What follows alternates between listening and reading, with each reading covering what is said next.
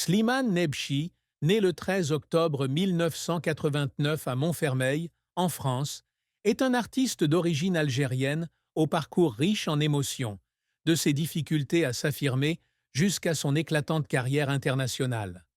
Sa vie est une longue histoire de persévérance, de talent et de profonde tristesse, autant d'éléments qui ont façonné la personne et l'artiste qu'il est aujourd'hui.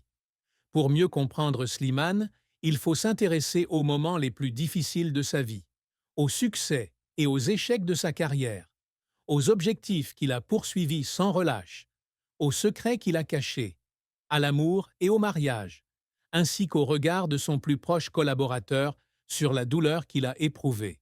En fin de compte, son parcours témoigne de la force de l'être humain face à l'adversité. Les plus grandes souffrances de Slimane sont peut-être nées de sa longue lutte pour se faire connaître dans un monde musical compétitif, combiné aux pressions psychologiques liées à la conciliation de deux identités culturelles, algérienne et française. Fils d'immigrés, il a grandi à Chelles, en banlieue de Seine-et-Marne, où les attentes familiales et sociales se heurtaient parfois à ses rêves artistiques. Dès son plus jeune âge, il se sentait différent, non seulement de par ses origines, mais aussi par son profond désir d'échapper aux limites invisibles imposées par la société. Il a partagé son sentiment d'être coincé entre deux mondes, la tradition algérienne et ses valeurs familiales strictes, et la société française moderne, où il devait constamment prouver sa valeur. Ce chagrin n'était pas seulement dû au refus de concours de musique, mais aussi à la solitude de devoir surmonter les préjugés sur ses origines. Il a dû faire face à des regards et des paroles douteuses qui laissaient entendre qu'il n'avait pas sa place ici ou là, et qui l'ont amené à se demander à maintes reprises s'il avait la force de continuer. Cette tristesse s'est amplifiée lorsqu'il a dû affronter les premiers échecs de sa carrière. Avant de devenir le champion de The Voice en 2016, Slimane a participé à de nombreux autres concours de musique, mais il est chaque fois rentré bredouille. Chaque élimination était une blessure mentale, le faisant douter de son propre talent.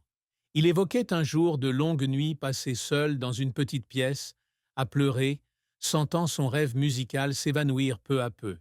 Ses larmes n'étaient pas seulement la déception, mais aussi la douleur d'un jeune homme cherchant sa place dans un monde hostile. Cependant, ce sont ses tristesses qui l'ont affermi, faisant de lui un artiste résilient, trouvant toujours le moyen de se relever après chaque chute. Fin 2024. Un événement majeur a bouleversé sa vie. Des accusations de harcèlement sexuel portées par deux techniciens lors de sa tournée. Bien que le verdict ne soit pas encore définitif, ces accusations l'ont soumis à une pression énorme du public et des médias, ravivant les sentiments de jugement et d'isolement qu'il avait éprouvés par le passé. La plus grande tristesse de Slimane, peut-être, ne réside pas seulement dans ses échecs personnels, mais aussi dans la pression de devoir constamment prouver sa valeur dans un monde rempli de doutes. La carrière de Slimane a été un long parcours, jalonné de sommets brillants et de vallées sombres. Il est tombé amoureux de la musique très jeune, chantant dans des chorales gospel et se produisant lors d'événements locaux dès l'âge de 12 ans. Ses premières prestations, même devant un public restreint, ont éveillé en lui une passion ardente pour la scène. Cependant, le chemin vers le succès n'a pas été facile.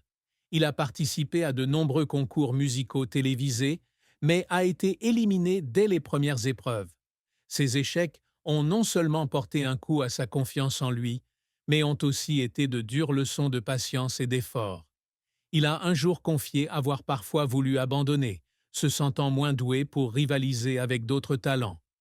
Mais son amour pour la musique, ainsi que le soutien de sa famille et de ses amis, l'ont soutenu. Son plus grand succès est survenu en 2016, lors de sa participation à la saison 5 de The Voice, La plus belle voix. Avec une interprétation émouvante de À fleur de toi, il a fait tourner les quatre coachs et applaudir le public.